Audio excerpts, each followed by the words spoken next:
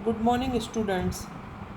आज हम हाइड्रोफाइट्स के करैक्टर्स के बारे में पढ़ेंगे। इनके मॉर्फोलॉजिकल, एनाटॉमिकल और फिजियोलॉजिकल एडेप्टेशंस की स्टडी करेंगे। मॉर्फोलॉजिकल मतलब जो आकारिकी अनुकूलन होते हैं। इसमें अपन जड़, तने और पत्तियों में क्या क्या आकारिकी अनुकूलन होते हैं उनके बारे में जानते हैं। सबसे पहले जड़ों की बात करें, मूल तंत्र जो होता है वो जलोद्भिद पादपों में कम विकसित होता है, क्योंकि जड़ों का काम जल अवशोषण करना होता है। और ये पादप क्योंकि जल में ही उपस्थित होते हैं या फिर जल की अधिकता वाले स्थान पर होते हैं, इसीलिए मूल तंत्र कम विकसित होगा।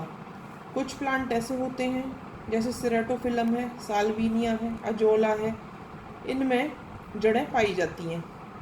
कुछ प्लांट हैं जैसे लेमा, निम्फिया, इनमें मूल रोम नहीं पाए जाते, जड़ों पे रोम अनुपस्थित होंगे। जो स्थलीय पादप होते हैं उनमें जड़ों के ऊपर रूट कैप पाई जाती है, परंतु जलीय पादपों में रूट कैप के स्थान पर रूट पॉकेट्स पाई जाती हैं। कुछ पादप हैं जैसे लेमा, इनमें एक ही जड़ पाई जाती है जो अवशोषण नहीं करती। जल अवशोषण के स्थान पर उसका काम पौधे के संतुलन को बनाए रखना होता है। क्योंकि ये पादप जल में पाए जाते हैं, इसलिए इनकी पूरी जो बॉडी होती है वो कंप्लीट प्लांट बॉडी ही जल का एब्जॉर्प्शन या अवशोषण करती है।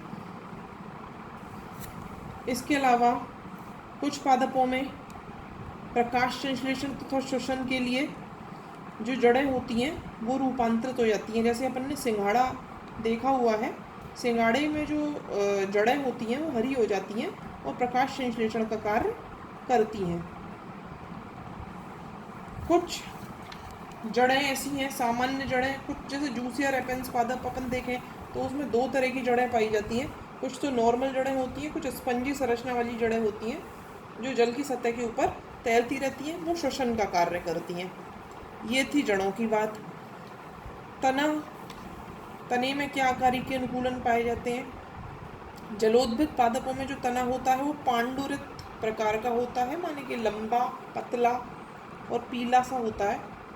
कोमल होता है, बहुत कमज़ोर और पतला होगा। सॉफ्ट तना पाया जाता है, कठोरता नहीं होती है उसमें। और इसका कारण क्या है? इसका कारण ये है कि जो जल होता है, जल में प्रकाश की तीव्रता कम होती है, कम मात्रा में प्रकाश जल के भीतर तक पहुंच पाता है, इसीलिए तने जो होते हैं वो कमज़ोर रह जाते हैं। कुछ निमग्न पादप ऐसे होते हैं जैसे एलोडिया इत्यादि, पोटेमोजेटोन, इनमें यदि अपन देखेंगे तो तना लचीला नज़र आएगा, गोल नज़र आता है। इसके अलावा जो होंगे लेमा, साल्विनिया, ऐसे पादप हैं जिनमें कि तना जो होता है बहुत कम विकसित होता है। कुछ ऐसे जलीय पादप हैं जो कीचड़ में पाए जाते हैं, उनमें तना या तो प्रकंद के रूप में या फिर रनर के रूप में होता है। पत्तियों में क्या आकारिकी अनुकूलन पाए जाते हैं। पत्तियां जो होती हैं वो धागे के समान होती हैं, कटी फटी प्रकार की पत्तियां पाई जाती हैं, जिससे कि जल के बहाव के प्रति वो कम से कम गतिरोध उत्पन्न कर सकें। इसके अलावा जैसे वेलिस्नेरिया अपन देखें तो वेलिस्नेरिया में पत्तियां जो होती हैं वो बिल्कुल बहुत लंबी लंबी और रिबन के आकार की हो जाती हैं। कुछ निमग्न पौधे ऐसे होते हैं जलीय पादप जिनमें विषम पर्णता पाई जाती है, यानी अलग अलग तरह की पत्तियां मिलती हैं। जो पत्तियां जल के भीतर डूबी रहती हैं वो तो सरल प्रकार की होती हैं और अच्छी विकसित होती हैं, और कुछ जो होती हैं वो बाहर की ओर निकली हुई रहती हैं। जो प्लवमान पौधे होते हैं जो तैरते रहते हैं पानी में, उनकी पत्तियां लंबी होती हैं, बेलनाकार होती हैं और गहरे हरे रंग की हो जाती हैं। अब बात करें शारीरिकी अनुकूलन की, मतलब एनाटॉमिकल कैरेक्टर्स, उनके एनाटॉमी में क्या जो रूपांतरण है वो मिलते हैं। जड़ों में देखें सबसे पहले तो जड़ों में जो क्यूटिकल होती है वो या तो पूरी तरह अनुपस्थित होती है, और यदि मान लीजिए उपस्थित हुई तो पतली और कम विकसित होगी। इसका कारण ये है कि जो क्यूटिकल होती है वो जल की हानि को रोकती है वाष्पोत्सर्जन द्वारा, और क्योंकि ये पूरी तरह से जल में डूबे हुए रहते हैं तो इसीलिए इनमें वाष्पोत्सर्जन द्वारा जल की हानि नहीं होती है। क्यूटिकल के बाद फिर एपिडर्मिस की बात आई। जड़ों में जो एपिडर्मिस होती है वो सिंगल लेयर्ड होती है, और मृदुत की कोशिकाओं से निर्मित होती है, पेरेन्काइमेटस सेल से बनी हुई होती है। फिर कॉर्टेक्स देखें, कॉर्टेक्स जो होती है वो बहुत अच्छी विकसित होती है, वो भी पतली झिल्ली वाली मृदुत की कोशिकाओं से ही बनी होती है, लेकिन उसमें ज़्यादातर वायु गुहिकाएँ पाई जाती हैं, मतलब एरेनकाइमा वायु ऊतक जो होता है वो पाया जाता है। उसका कारण ये है कि जल के बहाव के साथ जो तना होता है वो मुड़ सकता है, जिस भी दिशा में जल का बहाव है उस दिशा में मुड़ जाता है। एक तो उत्प्लावकता मिलती है, दूसरा जो गैसियस एक्सचेंज होता है वो भी इन वायु ऊतकों के कारण अच्छे से संभव हो पाता है। संवहन ऊतक जो होते हैं वो पूरी तरीके से विकसित नहीं होते हैं, क्योंकि वो पहले ही जल में रह रहे हैं, तो जाइलम कम विकसित होगा उनमें। जाइलम का काम जल का संचरण करना होता है। अब क्योंकि ये पूरी तरह से जल में डूबे हुए हैं, तो इनकी जो पूरी बॉडी होती है वही वाटर का डायरेक्टली एब्जॉर्प्शन कर लेती है, इसीलिए जाइलम वगैरह कम विकसित पाए जाएंगे। जाइलम में वाहिकाएं जो होती हैं उनकी मात्रा भी कम होगी, और वाहिनिकाएं जो होंगी वो पाई जाएंगी, वाहिनिकाएं उपस्थित होंगी उनमें। इसके अलावा जो होंगे कुछ, वैसे तो इन पादपों में यांत्रिक ऊतक नहीं होते, लेकिन कुछ पादप ऐसे हैं जलोद्भिद में अपन देखें, जैसे टाइफा है, तो टाइफा में यांत्रिक ऊतक उपस्थित होते हैं। इसके अलावा जो टाइफा में मज्जा की कोशिकाएं होती हैं वो भी दृढ़ोत्तकी प्रकार की होती हैं। तने में देखें, तने में क्या एनाटॉमिकल अडेप्टेशंस पाए जाते हैं, करीब करीब वही हैं।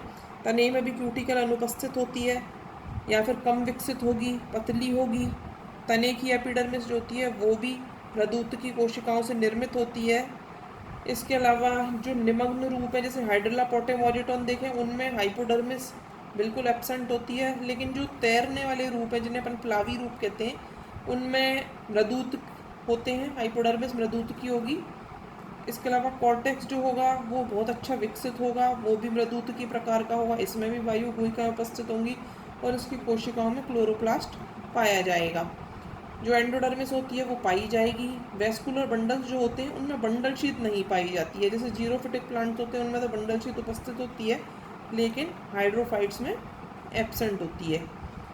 यांत्रिक ऊतक जो होते हैं, मैकेनिकल टिश्यूज, वो एब्सेंट होते हैं, क्योंकि वो कठोरता प्रदान करते हैं, और जलीय पादपों को यदि ये कठोर होंगे तो जल की धारा के साथ इनकी जो प्लांट बॉडी होगी वो क्षतिग्रस्त हो जाएगी, टूट जाएगी, नष्ट हो जाएगी, इसीलिए इनमें यांत्रिक ऊतक नहीं पाए जाते हैं।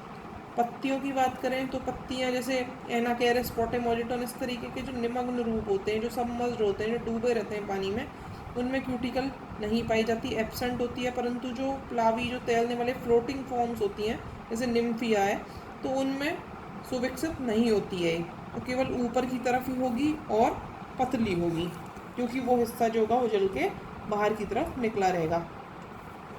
इसके अलावा जो अपन देखें, एपिडर्मिस जो होती है वो भी क्लोरोप्लास्ट वाली महीन झिल्ली युक्त कोशिकाओं से निर्मित होती है। स्ट्रोमेटा की बात करें तो जो डूबे हुए पादप होते हैं, जैसे एनाकैरिसा, पोटेमोजिटॉन, तो इनमें तो रंध्र की कोई आवश्यकता ही नहीं होती, क्योंकि रंध्र जल की हानि रोकते हैं, वो पहले ही पानी के भीतर डूबा हुआ है, तो रंध्र नहीं होते। लेकिन जो तैर रहा है पानी के ऊपर, जिसकी पत्तियों का एक हिस्सा जल से संपर्क में, एक हिस्सा ऊपर वायुमंडल के संपर्क में, उनमें रंध्र केवल पर्ण की ऊपरी सतह पर ही पाए जाते हैं।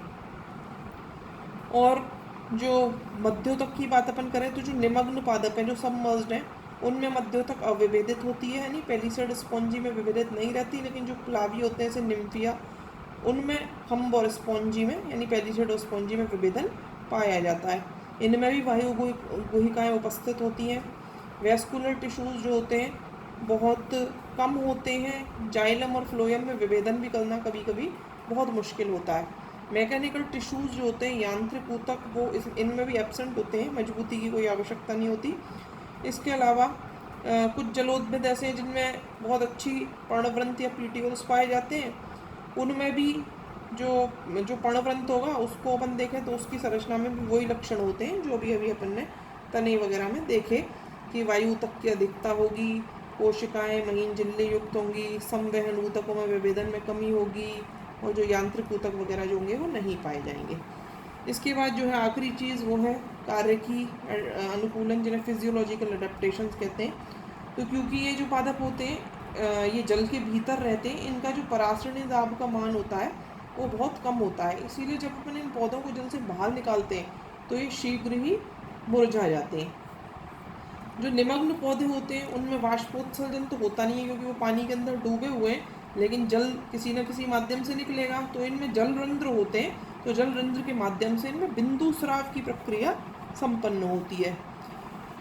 ये जो पौधे हैं क्योंकि एक समान अनुकूल परिस्थितियों मिलती हैं इनमें, तो इनमें कायिक प्रवर्धन जो होता है वो ज़्यादा पाया जाता है। इनमें जो वेजिटेटिव रिप्रोडक्शन है वो ज़्यादा मिलेगा। और वेजिटेटिव रिप्रोडक्शन जो होगा वो भी फ्रेगमेंटेशन, जैसे अपन खंडन कहते हैं, जैसे कि खंड में टूट गया और प्रत्येक खंड से नया जो पादप है उसका विकास हो गया, इस तरीके से। जैसे एलोडिया है उसमें फ्रेगमेंटेशन द्वारा कायिक जनन होता है, या फिर ऊपरी भूस्थारी जैसे रनर कहते हैं अपन, उसके द्वारा भी जनन पाया जाता है। जैसे आइकोनिया है, इनमें रनर के द्वारा होता है। Thank you.